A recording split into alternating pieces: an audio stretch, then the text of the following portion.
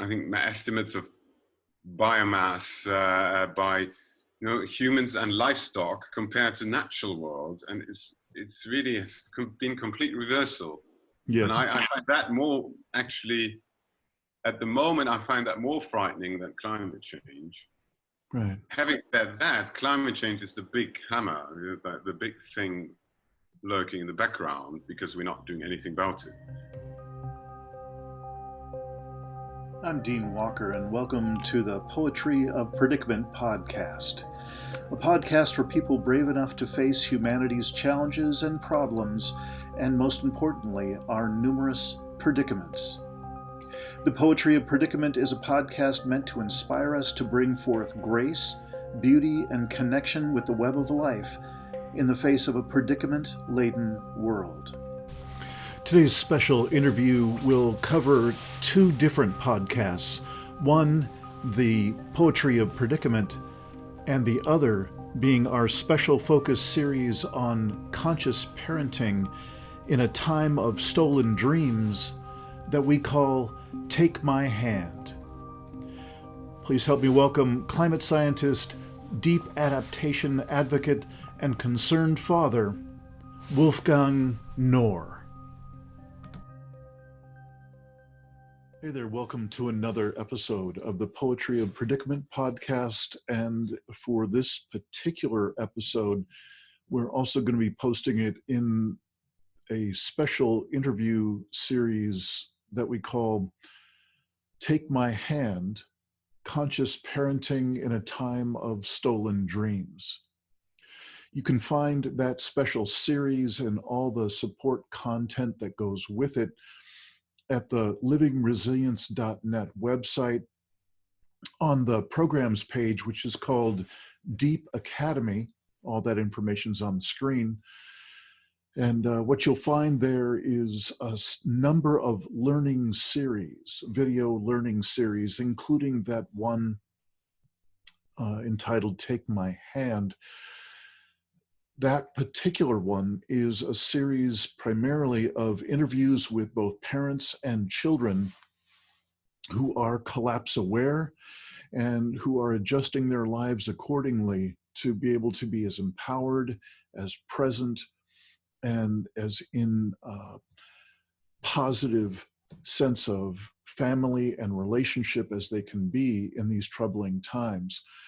Hope you'll find that an interesting and valuable series to subscribe to. There are a number of other individual standalone learning series in the Deep Academy page there at the livingresilience.net website. And ideally, what I'm hoping you'll do is subscribe to the whole deal. And what that means is there's actually a way to be able to go through that with other people in a sequence and to be able to share the ups and downs, the trials, the joys and the wins that can come from joining others in a community of practice that we're forming and have been dreaming of being able to put out here at Living Resilience for quite some time. So 2020 appears to be the year of that launch. Hope you'll join us there. You'll have full information available to you if you'll just go to the links that are there on your screen. So now join us for an interview with Wolfgang Knorr, who is a climate scientist. Wolfgang is a member of the Deep Adaptation Advocates, short list of folks that Jem Bendel has assembled to represent him in the far too many invitations that he gets to speak. I am also one of those deep adaptation advocates. And I'm particularly interested in speaking with Wolfgang. He is a very, very heartful man, and he is a very caring and concerned father. And he has a very informed perspective about what's going on in this world and what there is to be concerned about, given his quite extensive knowledge of climate change and him being involved with climate science for quite some time now. So I hope you'll find this as interesting as I did, to be able to touch not only the knowledge of someone who's been involved in the field for quite some time, but also the heart. He reminds me in an interesting and kind of indirect way of Dar Jamail, who has, from the journalism side of the house, a similar ability to do just a great job in what he does in terms of curating his journalistic pieces, and then also bringing his heart to it. So let's have a multi-dimensional conversation with Wolfgang Knorr.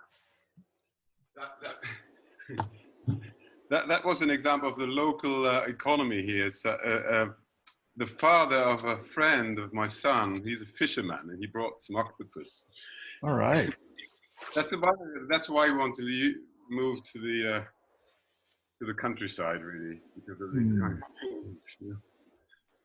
You don't go in a shop buy things. You go to the people who actually produce or fish. Or...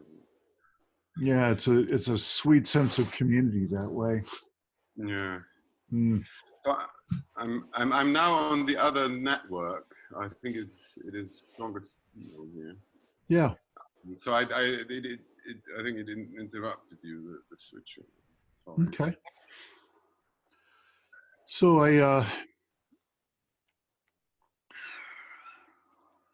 I'm glad to be speaking with you, and just to recap a little bit, I think we both have found out about each other, been introduced to one another through Jim Bendel's Deep Adaptation Forum and or his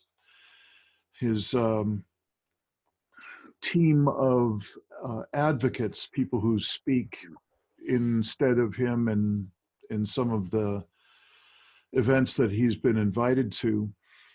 And I know that you, I really don't know much about what you do. I believe you work in some aspect of climate science. And that seems to be one of the main reasons why you're connected with GEM, but I don't know that for sure. So I could, if you're interested, I can elaborate on that. Yeah, sure. I would appreciate just getting a little bit of an introduction about, what brings you to this conversation, the big conversation. Yes. And yes. I would call that big conversation the human-caused collapse of Earth and human systems. And some people like to call it climate change, but to me, that's a very small portion of the actual conversation. And so I'd be very interested to hear what brought you to this conversation, how your work might connect with that. And then what I'd love to do is fairly soon also find out how this whole conversation lands for you in your own experience, in your own heart, in your own family. We spoke a little bit through emails. We talked a little bit about what it's like to be a parent in these times, and that happens to be a focus for one part of my work. And so I'm thinking we could actually have two conversations in one here. So I would say any part of this, of what I've just said, if any one part seems like a good place to start, please do, and welcome here, and thanks so much for joining me in this conversation. Thank you too very much for giving me the opportunity to speak at your podcast, and it's a pleasure, really. And I'm glad we have met, and I'm very glad that we have a way of meeting more, better in this way. I think it's a type of format. Yeah. And I really appreciate your questions. I think the one about the personal journey I think it's a good introduction, probably. And Great. especially if you're interested in it yourself, even better. Um, okay, I I should say at the beginning, I don't work much as a scientist anymore. I'm not paid by academia anymore. I'm still visiting researcher. I'm supporting some projects. Okay, and I work a little bit as a consultant for a small company that does research projects. And that line of work is basically, you could say, developing observation systems for carbon dioxide. Basically, the question is, where does the carbon dioxide come from and where does it go? Right. It's very trivial in a way. It's just bookkeeping in a way. But it is important because more than half of the CO2 that we emit as humanity actually doesn't stay in the atmosphere. I think that's something that is kind of known, but is often overlooked. Hmm. So if that portion changes, then the potential for CO2 going up faster or more slowly is quite large. No, it's not that, we're emitting CO2 and that's changing climate. There Yep. is actually a step in between. About 55% of the CO2 in the long run has been taken up by the oceans and the plants, and land plants. Yes. And we have no proof of the mechanisms. More in the ocean is better known because CO2 dissolves in water. And the colder the water is, the better it dissolves. And that creates some problems because we're warming the ocean. That's right. Yeah, because that same ocean is absorbing more than 90% of the heat that we're generating. So yeah, in terms of heat, is even more extreme. Yeah. The heat capacity of the ocean is very Yeah. large. And that's also why it's like even half a degree or 0.3 degrees of ocean warming is huge. Mm-hmm. I mean, as far as I know, I mean, I'm not an I mean, ocean is not my expertise, but as far as I know, there's a Mediterranean fish species are migrating through the English Channel up north, and it's amazing. These kind of, Yeah. and that's very very small amounts of climate change. And one thing that I observed here in Greece is that increases. Well, I haven't measured the sea surface temperature. I did once here in the Gulf, and it was over 30 degrees in the summer. Mm. And I have no proof that that's unusual or whatever. I mean, it seemed to me that some of the years it was unusually warm, the water, but you would have to do long-term measurements to ascertain that. Right. But I have the feeling I'm seeing the impacts of that. It's more storms, more heavy rainfall events. That's actually what the models say. But also more humidity in the air, and that has had profound impacts on the olive harvest. Not the last one, but the last one before that one, Mm-hmm. because of pest outbreaks. And that's it. I find that important because you will not find anything of that in the IPCC report or even in any UN report. And there's no scientific framework for looking into the impact of climate change on tree crops, as far as I've seen. And that's part of the work I used to do. I mean, I used to do plant physiology as well. As part of this carbon cycle thing, I was concentrating more on the terrestrial biosphere. So that involved photosynthesis and plant physiology and carbon turnover in soils and fires, wildfires. I've also done a bit of work on the use of forestry for climate mitigation. The forests can take up quite a lot of carbon. The issue there is, of course, that the best way to take up lots of carbon is to plant eucalyptus or any other kind of fast-growing species, monoculture. and that shut them down every 10 years, or even faster. Some of them grow extremely fast. And the impact on biodiversity of that kind of climate mitigation measure, you can just imagine yourself. Doesn't need commenting, I think. I got it. It's like palm oil plantations in Indonesia, something like that. So that's the most efficient way of taking up CO2 and actually, creating a carbon sink. The most efficient way is destroying nature. So then we are in a situation. So maybe that leads me to the next thing. Sure. Then we're in a situation where we sacrifice the terrestrial biosphere, nature, basically. That's where we come from. So some people say our mother. Mm-hmm. So I'm getting out of the scientific language here. That's good. I'm just saying that to mark the transition somehow, because not that I don't want to. Even in the UN's declaration, the aim is to prevent dangerous climate change for humans and nature. So we would basically shoot ourselves in the foot by destroying the basis of our life for climate mitigation. And I think there's a really, really big risk of that happening.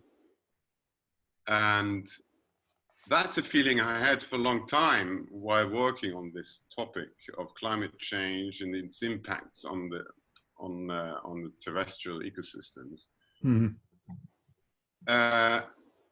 In the beginning, what I did is I was getting more interested in kind of using climate change as an excuse for conservation.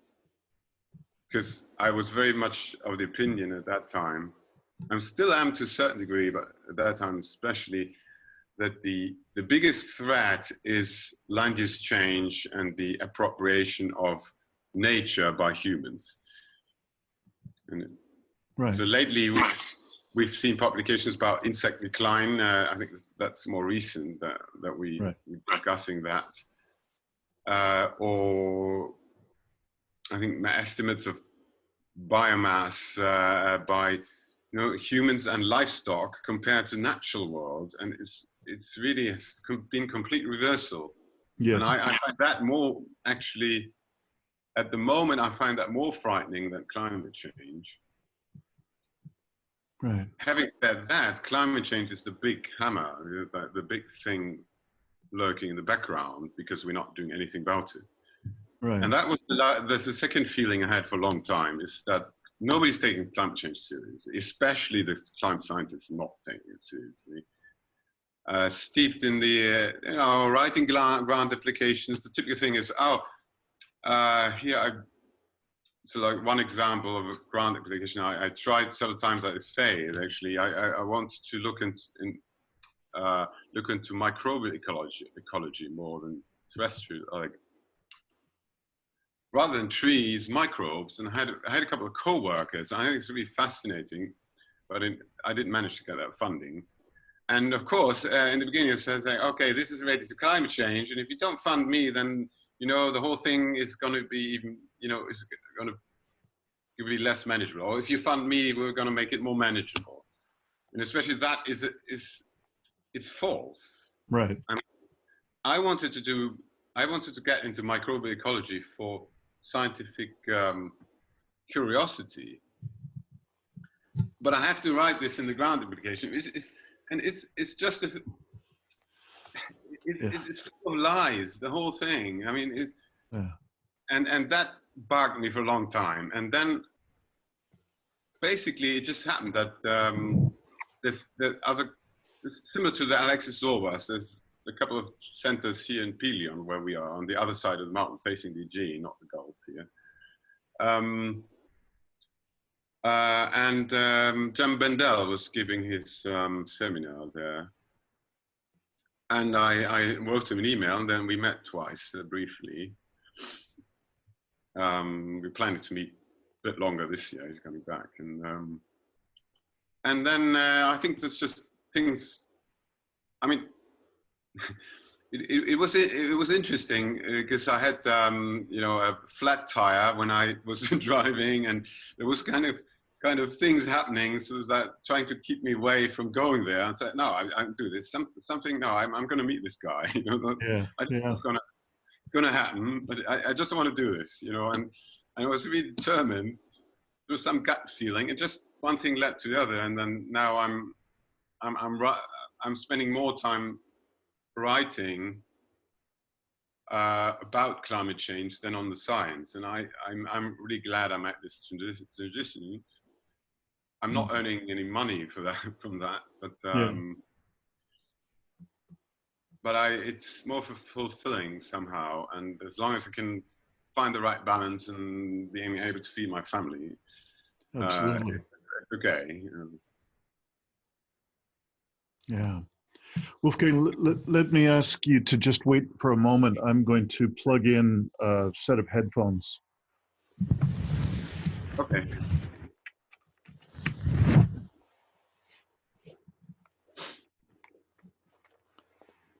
Okay. Would you go ahead and speak? Yeah. Okay, perfect.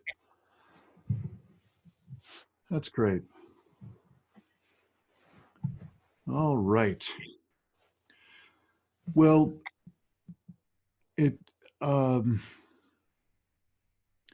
somehow I'm not surprised to hear you share that that your life has shifted a lot.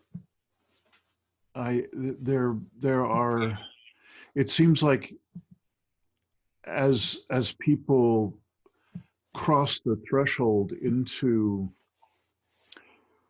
a more authentic and truthful connection with what's really happening in the world, it seems like a very normal and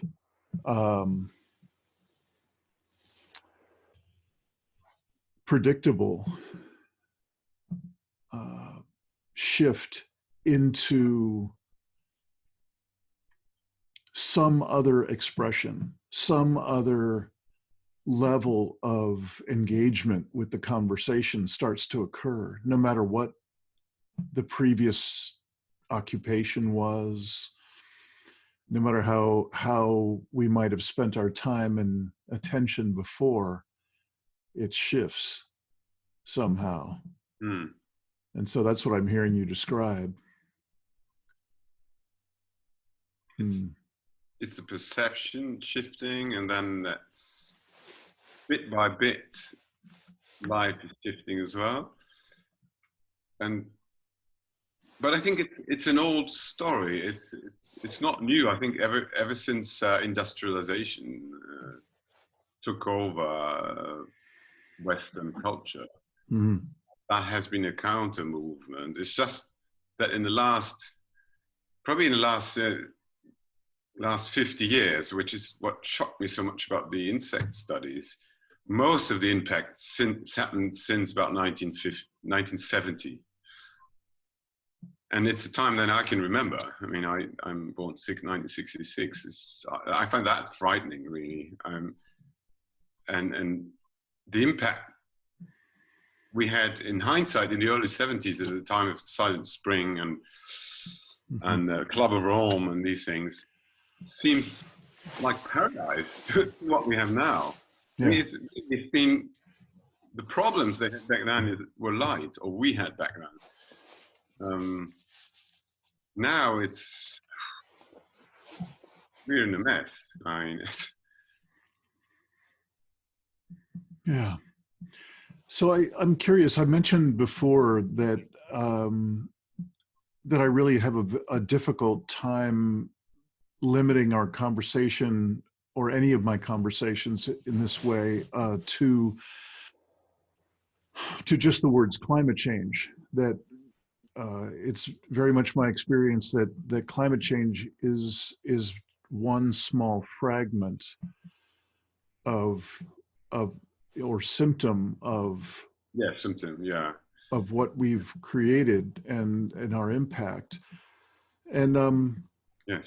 so one is, I'm wondering if you could say what your experience is of the control of the narrative, because to me that's how it showed up, is that this is how we've literally been allowed to speak about it from representatives in government, in corporate, powerful corporate positions, and in media. Mm. It's my experience that there is no mistake for each expression of environmental concern at this point is is quickly managed. If something happens to show up on its own, somebody coins a new phrase or a new measure Yeah. in the world, it's quickly determined whether it's acceptable to allow it to continue, or It's if been it, sanitized in a way. yeah, yeah. It shouldn't be grow freely. It shouldn't be like a weed. It should be managed. Hmm. Yes, that's true. That's true. So I'm just curious if you have an experience yourself of it being actually a far larger conversation than the climate change conversation. And for me, it's also implies Yeah. it's far larger than these, in the States, it's such a crippled and stunted conversation that we're struggling to argue about the Green New Deal or not. Mm-hmm. And what's fairly clear to me is there's no salvation, there's no solution implied in the Green New Deal. It's a pathetic, as I mentioned, crippled and stunted conversation and narrative. I know that that's a bit extreme, and I'm just curious if you have an experience of a larger context for the conversation yourself from what you see. One recurring thing from when I was more active in science and going more to conferences and meetings about climate change and was the use of the word "we," which I didn't like. There was something wrong with it. I feel like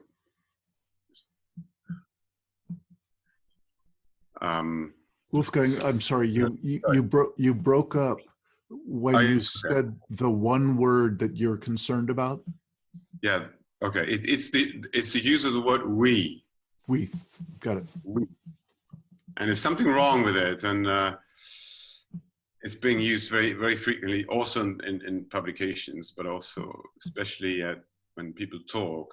People, I don't know, remember Bob Watson, who was, I don't actually remember, big guy in the UN. I remember him at the meeting that we organized from a UK climate change research program. And he was frequently saying we, and we have to do this, and if we don't, and that's always struck me as fundamentally flawed as a concept. I mean, there's no central body deciding what we do, and there's no we. I mean, there's what, 7 billion people now, and organized in about millions of different ways, groups, and different belief systems. Mm-hmm.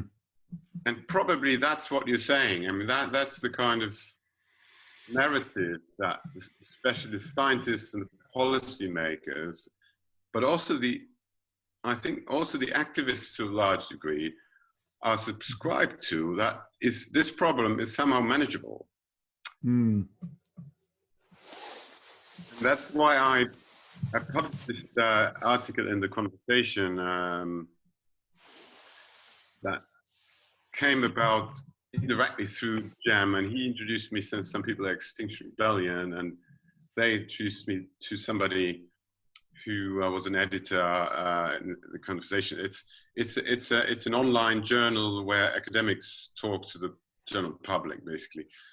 And I produced a graph that shows it's actually taken from my past work from 10 years ago and just updated. It shows that since 1850, the dark side emissions of humans have been increasing exponentially.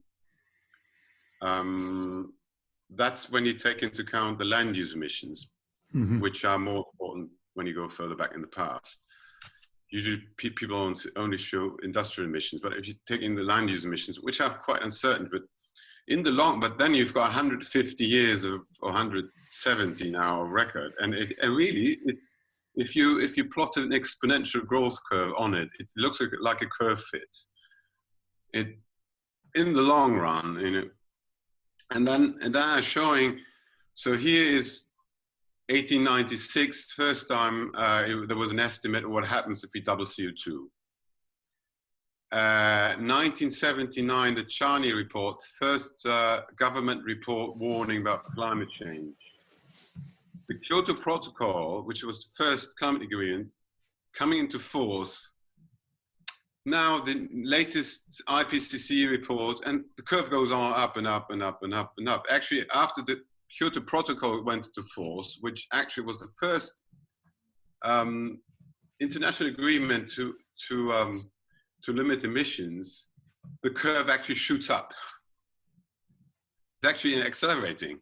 And then there was a time to look after the financial crisis. It's kind of went through like a leveling off a bit. Now it's up again.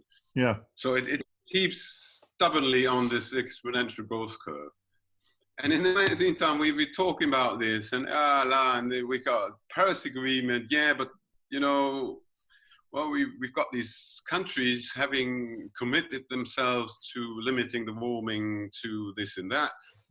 And then there are other reports. I mean, there's the Climate Action Tracker, which is actually quite useful, and saying at current commitments, we're going to hit about 3 degrees warming. I think it's all these things are completely irrelevant. I mean, it's 2 degrees and 3, it means nothing for the average person because nobody's ever experienced global mean temperature. Global mean temperature is actually not the same as global average temperature over land areas, which actually will warm a lot more anyway.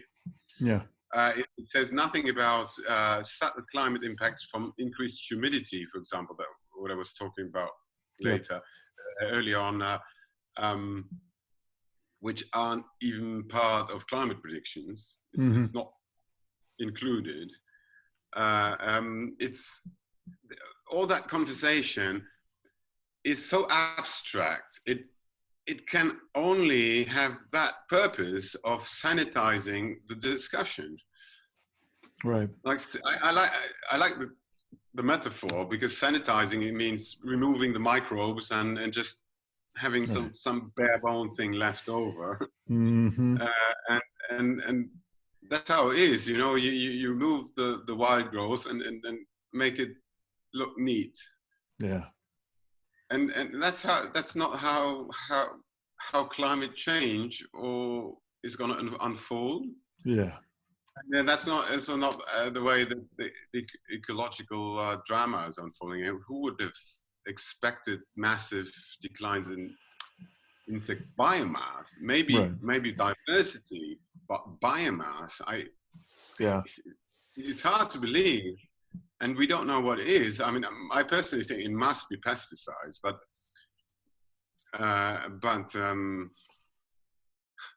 well, who knows? Yeah, everything I've heard so far is that it's a combination of habitat loss and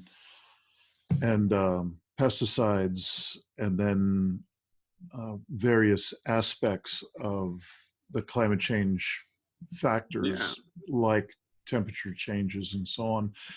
You know, I'm curious. Go ahead. Yeah. The habitat loss, I would expect to lower diversity, but not necessarily biomass. Yeah. If you have opportunists coming in, that take over. But such a massive decline in biomass Yeah. is difficult to explain.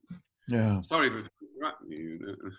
No, it's fine. I I have a parallel track that's been getting my attention as much as the insects that you're mentioning, and that's the biomass of wild animals at large. yeah, And for those to be down by 2/3 since I was born, you know, it's frightening. there's a point at which, and I'm long past this point, but I'm really skeptical that we have the capacity to change any aspect of our behavior. I start to look at what I'm more familiar with. Start to see the world through frames that I'm more familiar with at a very, very different scale, like addiction. Yeah. That we seem like an adolescent addict that has no intention whatsoever of hitting bottom, but is rapidly heading toward hitting bottom. I don't see any positive upswing to change that view. And so maybe this is a good time to shift to a more personal expression for both of us, if that's all right with you. Yeah. I can tell you a little bit about the book that I wrote called The Impossible Conversation. About 3 years ago, I wrote about my own learning how to learn about abrupt climate change and a few of these other massive measures of our impact. When I vetted the material, I saw for myself, this is again just what a layman puts together. I'm not trying to say I'm some climate scientist. I'm not, but I'm conversant. And I needed to put together an estimate that I could work with from what I was reading. And the conclusion that I put in the book was somewhere in the vicinity of 3 to 5 C above pre-industrial baseline by 2050. And that was somewhere in the middle of the projections that I had gathered from the experts that I had pursued. When I put that together with the reticence of the science community to be bold in any way, to be alarmist, was truly an insult, and it was dangerous for a scientist to be called alarmist, and I can understand that. But when I put that together with our clearly addictive behavior, where we have not just not mitigated our emissions, but we've increased them consistently, I noticed that it's a very different human experience when I look into my own body, my own breathing. Even as I'm telling you this bit of a story of my story of coming to these realizations, I'm noticing I'm breathing more shallowly, and I'm feeling just aspects of sadness in my system, and also some anger that wafts through, and as I'm describing these things, and really a grief in the background of this conversation. And I'm curious, you're someone who knows far more than I do about these elements, and on top of that, I am not a father, I'm not a parent, but I have done work with youth. I've done, I could call it proxy parenting in youth programs for years. Yeah. And I have made a portion of my work to create a special focused set of interviews with adults who are collapse aware. And as I mentioned to you in an email, I am planning on having this interview be a part of both my Poetry of Predicament podcast, Okay. which is with thought leaders from all walks of life and so on. But this other one is called Take My Hand, Take My Hand, Conscious Parenting in a Time of Stolen Dreams. Stolen dreams, yes. And so I'm curious if you don't mind shifting gears to, I'm just curious how it is for you to hold what you hold in terms of what you know, what you've seen, what you're realizing, and being a parent. And I'm wondering how this has changed you, and if you could share any part of the process that you've gone through to hold both the miracle that it is to be raising children and to be with them each day and see their aliveness and their possibility, and then to know what you know and see what you see. If you wouldn't mind sharing, I would appreciate anything that you'd like to share. I think, yeah.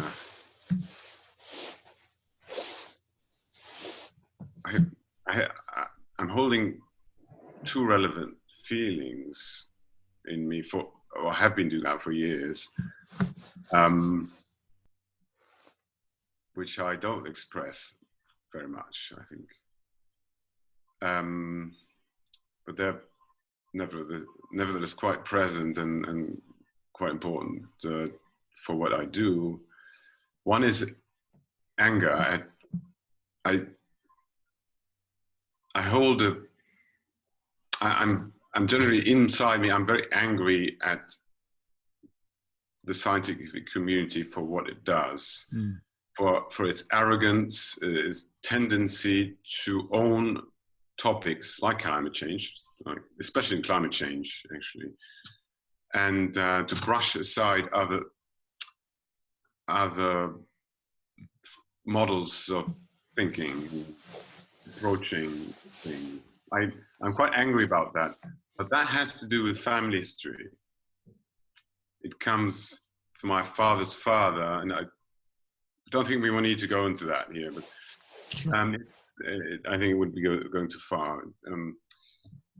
The other is pain. I feel acute pain, actually, because when I was a child, nature was very important for me.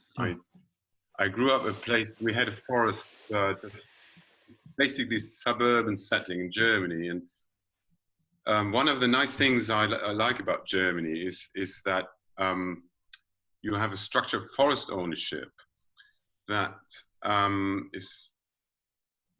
you can own a forest in Germany, but you're not allowed to do much with that. The only thing that it allows you to do is do a little bit of harvesting, and you own the wood. But you can't fence it off or anything.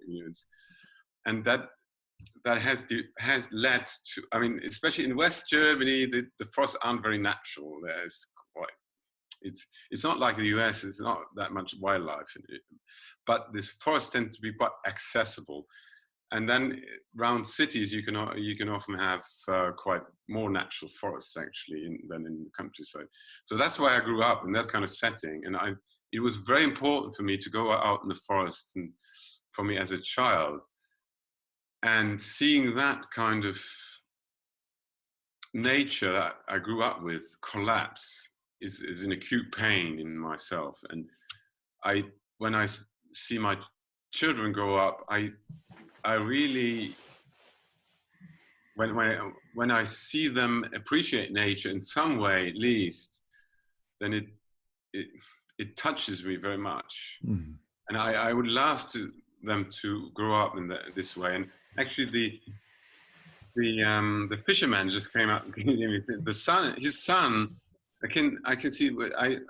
I like my son play with his son, because his son has taken up this connection with nature that his father has. In the summer, he's in the water all the time. Basically, mm-hmm. He's either at school or in the water. But I really enjoy that, seeing my son taking. He's not like that. He's not as, I don't know. He's more a human communicator type. He's Mm-hmm. not the. He's not the person who goes out hiking on his own. He's Right. more. He wants company.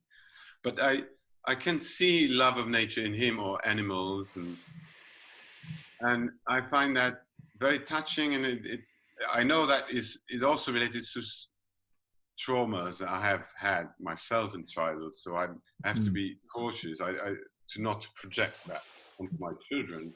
Yeah. But I think that pain that I have inside about the abuse of nature by our society, it does affect me quite a lot, I think.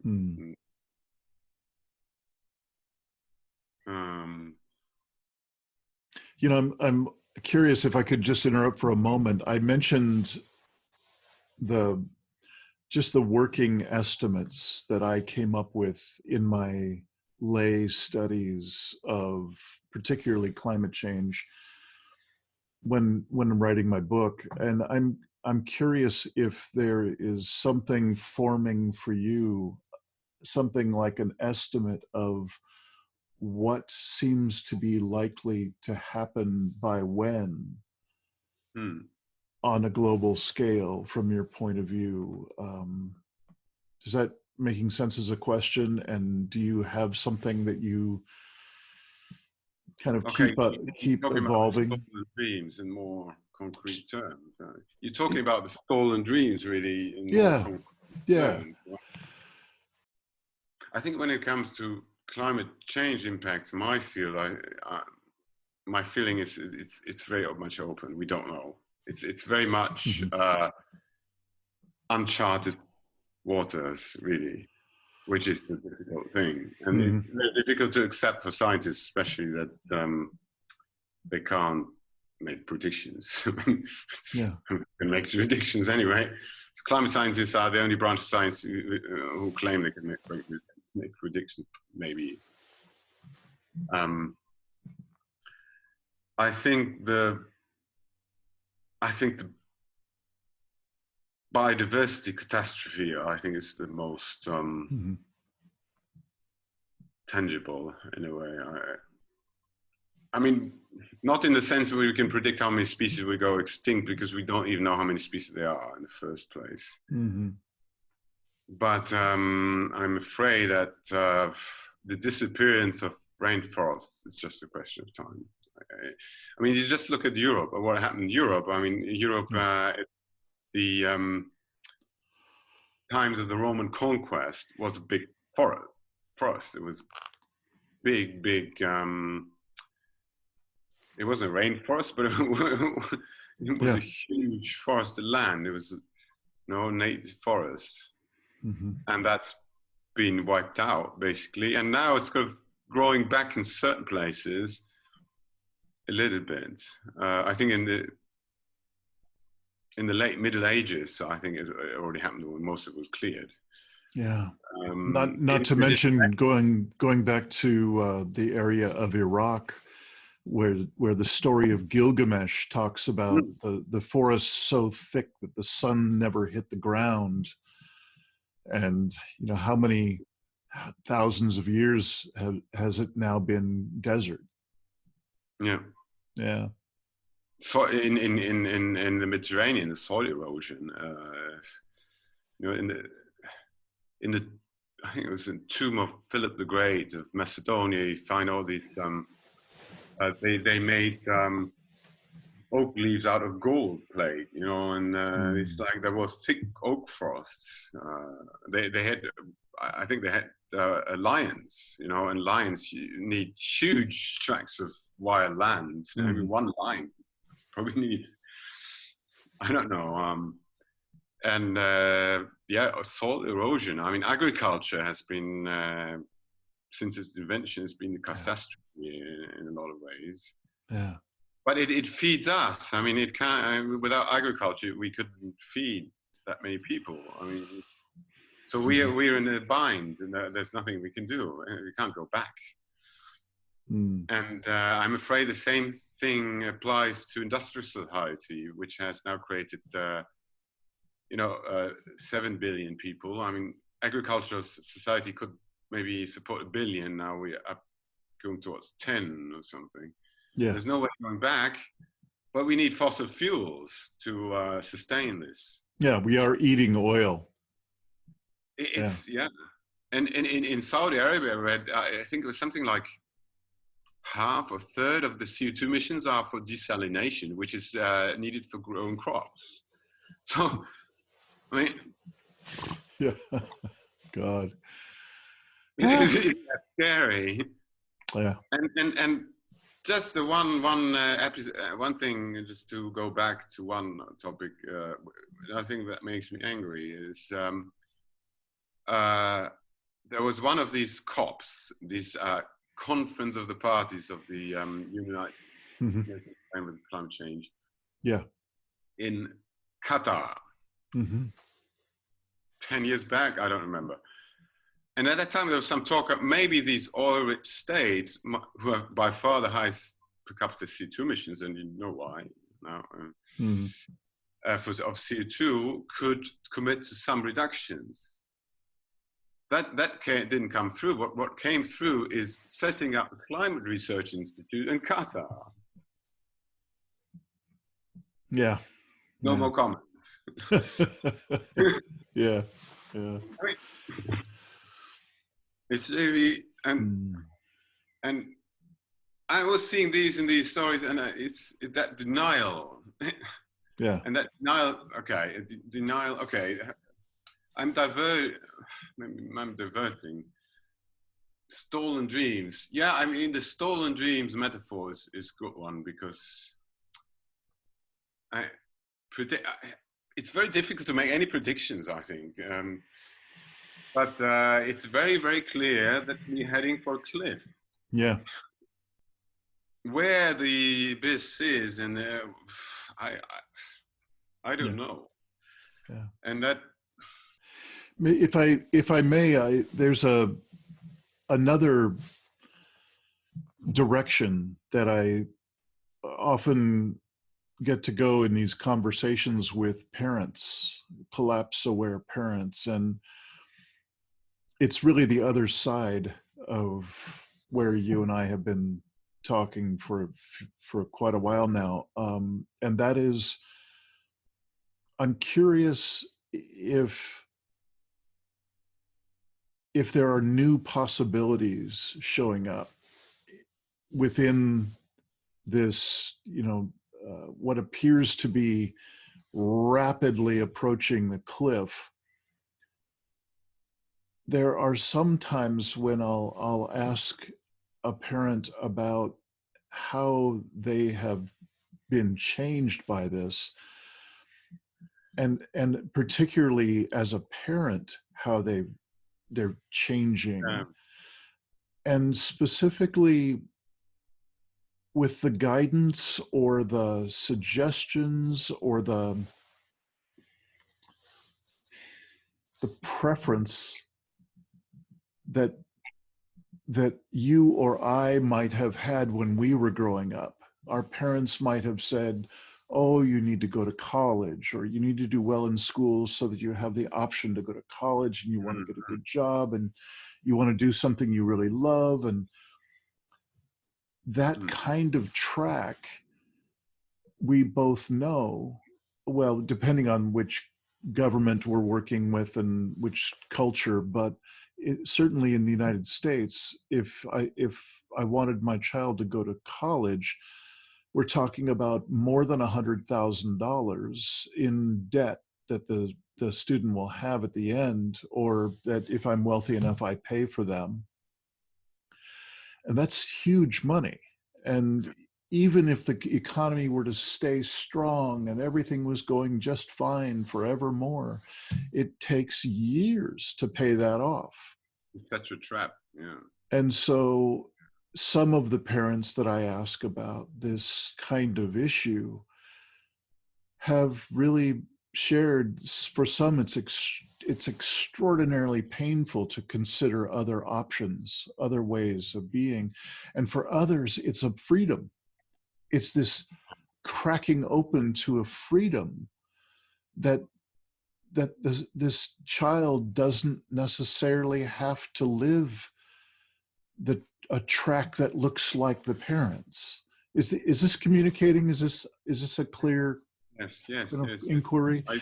I'm just curious if any of these things have started to, move for you, and if you have any thoughts about that. I can see that working in myself. I mean, I'm very much a proponent of free education. I think that for a child to learn something, the motivation has to be, it's called intrinsic, I think in education science. Intrinsic motivation. I mean, basically, you have to like what you do. It's simple. But it actually requires quite a lot of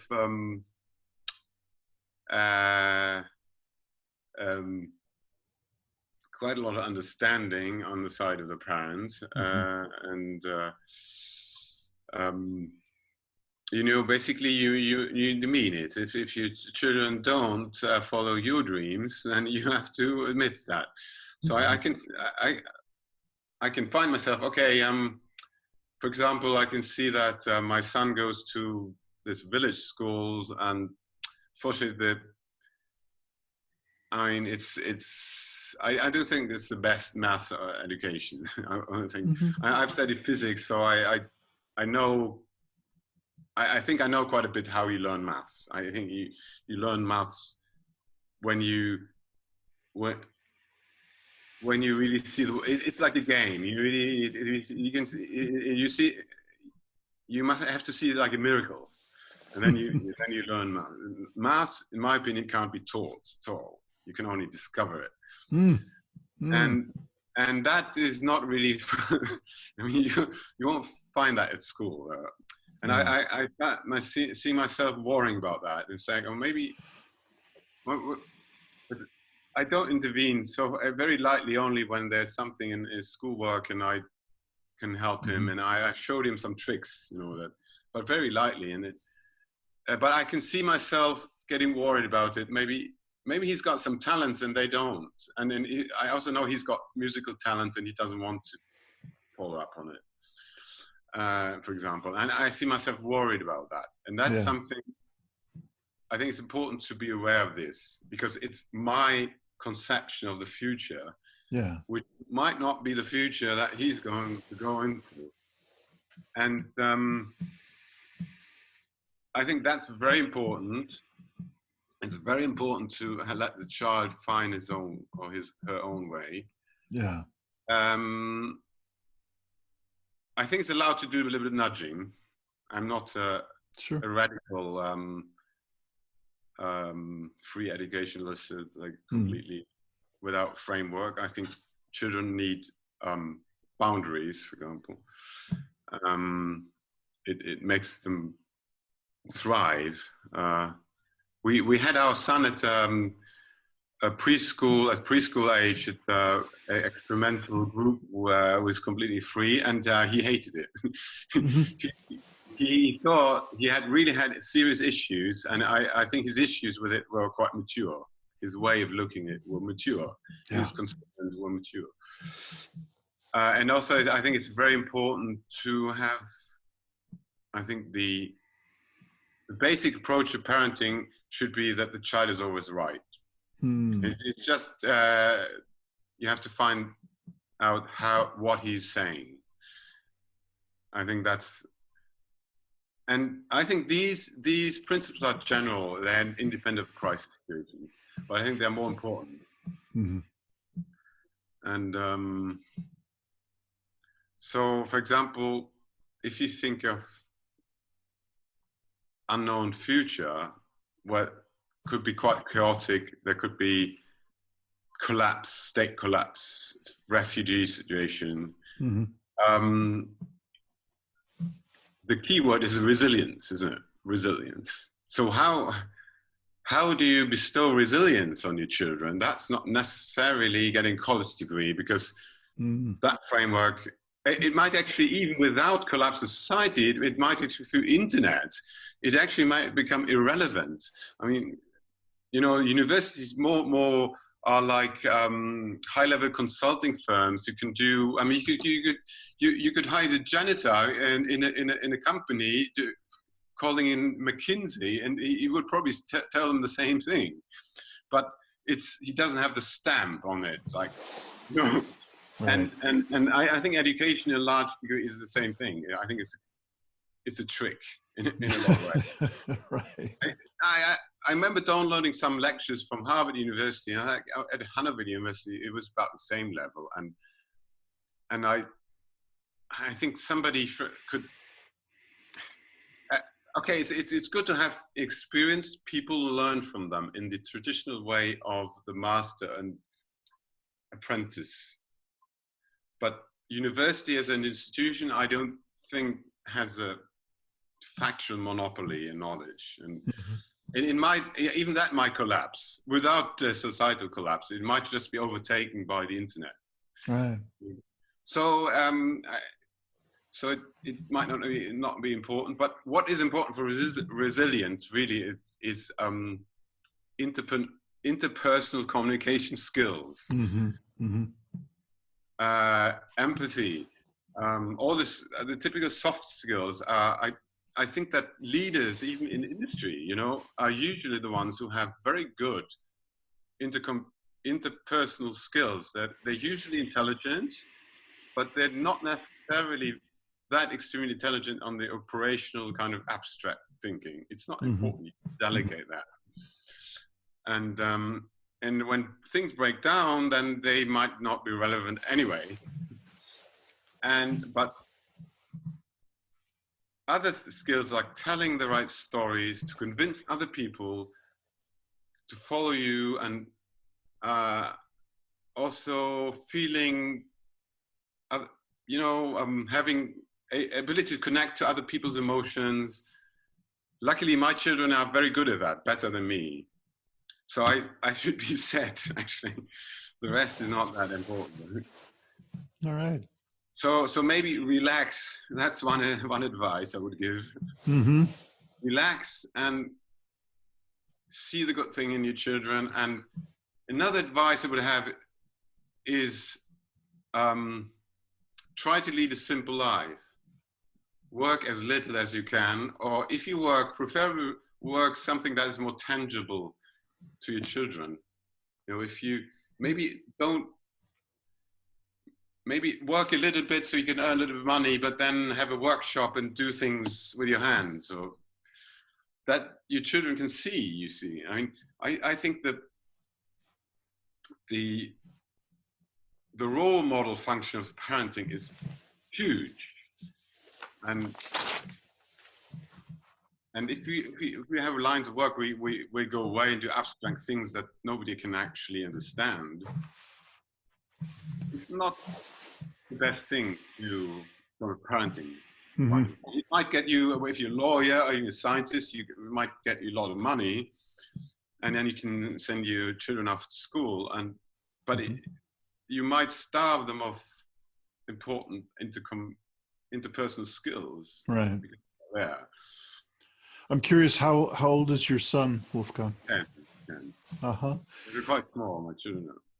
Yeah. 4, And so I'm also curious, do you have a plan for age appropriate disclosure of what you're seeing going on in the world?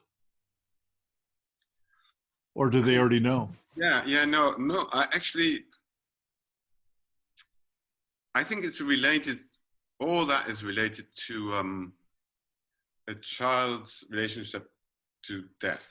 And I think that children have a lot more natural approach to death. I'm different to my children because when I grew up, I had a depressive mother, and that was my experience with death. So I was afraid of death when I was small, but I wasn't afraid of my own death, but of my mother's actually. Um, Luckily, my children don't seem to have that problem.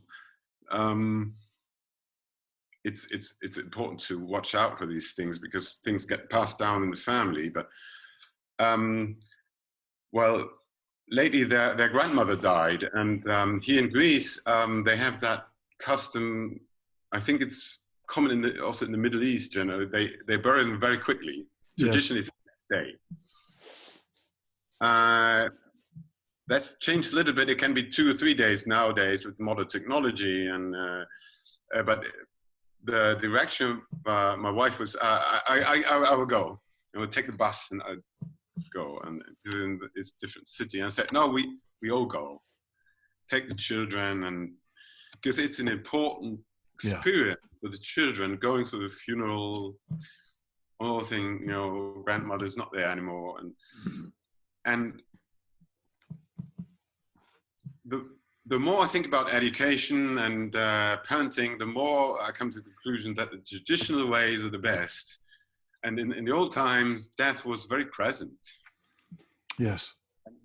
Even more when we were tribal people, then, you know, death was round the corner. It's just like collapse and death from ecological collapse. We're just getting back what we had as tribal people, but on a planetary scale, and that could actually endanger us all. Whereas death in the setting of a, you know, the way our ancestors lived was not threatening to the whole existing humanity, but it was just there all the time. And I think that's one aspect. And what I can see, my children are not the concept of death being final. They haven't. I mean, my son as well. I mean, my daughter's only 4. That hasn't occurred to them. So I'm kind of waiting for that. I mean, we had a conversation about climate change actually the other day. It was actually the first time I was telling him, actually, it's getting warmer and warmer because we're doing this and that. Okay. But it wasn't a big topic for him. And I just leave it there. I mean, I think it's going to occur. Yeah. But I think it's very intimately linked to the concept of the end of life and future and being in the moment and these things. Yeah. I don't think it will intervene in some way, but if he asks me, I will tell him. You know. Yeah. That's great. Well, I can feel the envelope of our conversation time coming to a close, and I'm curious. You know, you have a unique. You're part of a fairly small portion of the population on the planet that has substantial knowledge and awareness of what's going on in some very important ways. And as we both mentioned, you know, you're a parent as well. And I'm curious, you've been hinting really up till now, you've been mentioning, you know, I might offer some advice like this, or I might say this. And as we close up our time together, do you have anything to offer as sort of a final statement to someone who might not have anywhere near your experience or your knowledge, and they're possibly a new parent, and they're just starting to hear, and there's something rumbling in their own stomach that things aren't right, you know, something's not right here. Do you have any offerings to help them bridge into this future, into this extraordinarily challenging future? I think that we all have a kind of wisdom within ourselves that comes, which has been handed down from us through both biology and tradition. And my advice would be find that wisdom and listen to it, and don't listen to the chatter of the clever people. And clever people are the government officials, the scientists, the to some extent the teachers, but I think that it's in between. Listen to what you think is right, and be open. I mean, you can educate yourself as far as difficult scientific subjects are concerned. I mean, as long as you keep an open eye, you can do it yourself. But judgment is always emotional. So listen to your own wisdom and then use that for judgment. Nice. Well, Wolfgang, we've, as I started out with our conversation, I was mentioning so that the audience could know, we haven't had a whole lot of opportunity to speak with one another. And I so appreciate the unique combination that you bring to this conversation. You bring, as I've mentioned, a certain level of expertise and knowledge and wisdom that comes from what you've been educated to do and know. And you also bring that very human capability that only comes from being a parent. You only get to know about being a parent from being a parent.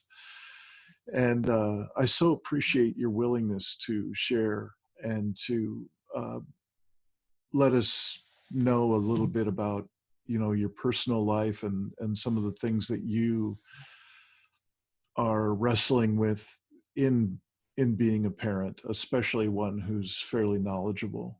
And so really just thank you for your time, for your generous sharing and your time. Thank you for giving the opportunity. And I really enjoyed the conversation with you. And yeah. I hope we will be more in touch through Deep Adaptation Group and other channels.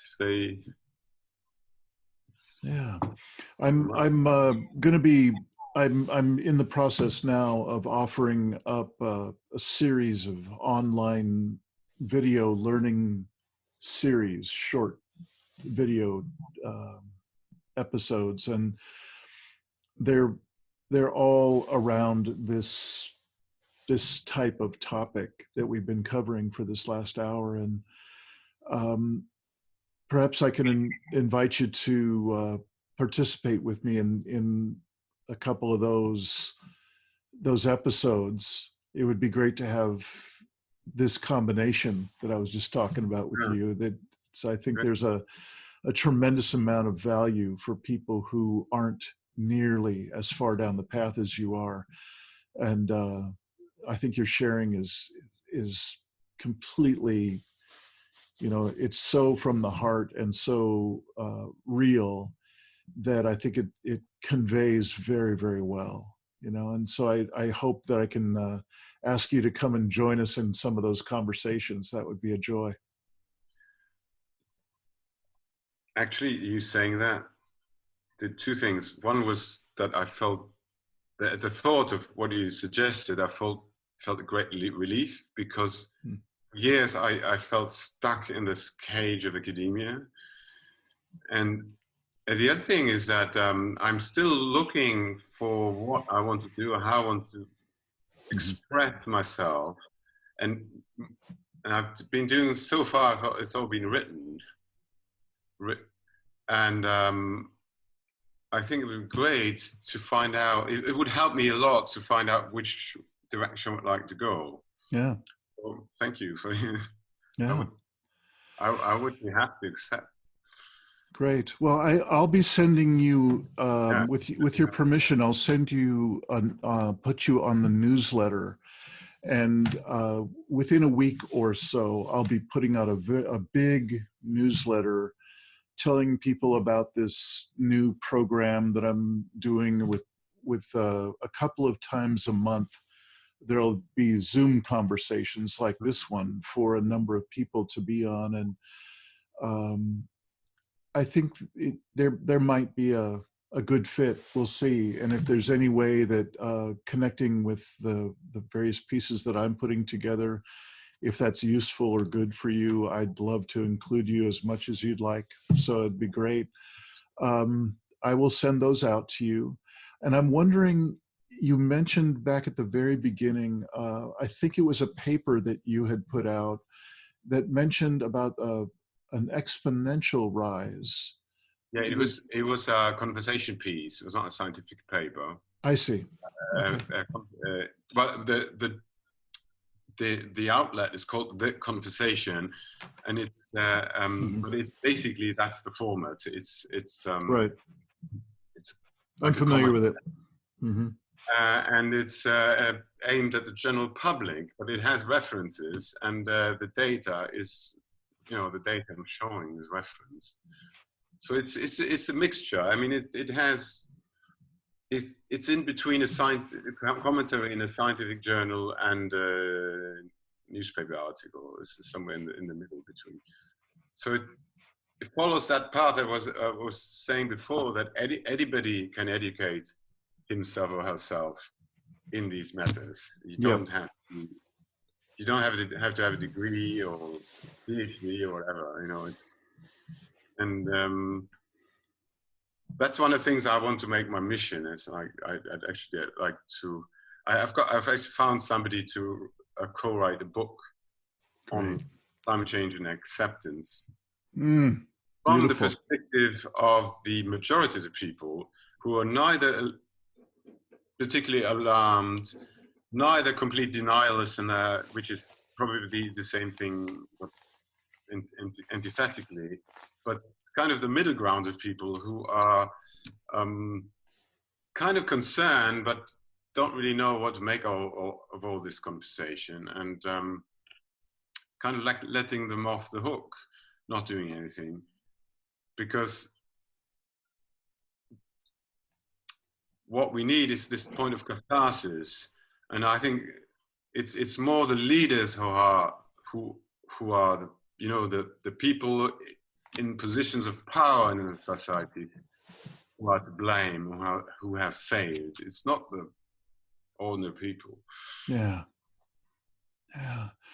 Well, it does sound like it would be a good idea for you and me to get back together sometime soon, and perhaps take the elevator down into the next level and the next of some of the root of the conversation. That's where I see you pointing. So many points to depart from. Yeah, it's. Yeah. Well, I absolutely appreciate your participation in the Deep Adaptation Forum and the various conversations that are going on there. And I can see why Jem has included you in the way that he has. And it's really been a pleasure to find out more about you and hear your sharing about both your professional world and your family world. And I look forward to whatever way we can find to just take it from here. Yeah, play and talk and collaborate, and who knows. That's the approach. I mean, that's what I learned only recently. Just take it from here and relax. Yeah, exactly. Exactly. Well, I envy you absolutely for being in one of my favorite places in Greece in general, and then as I mentioned, I've spent quite a bit of time in Corfu, and I miss being able to go there, and so I just wish you well. Enjoy the heck out of your lovely place where you live, and I look forward to seeing you at our next meeting. Thank you so much. Wolfgang, I'll send you an email soon. Thank you very much. Okay. It was a pleasure. Yeah. Bye-bye. Bye-bye.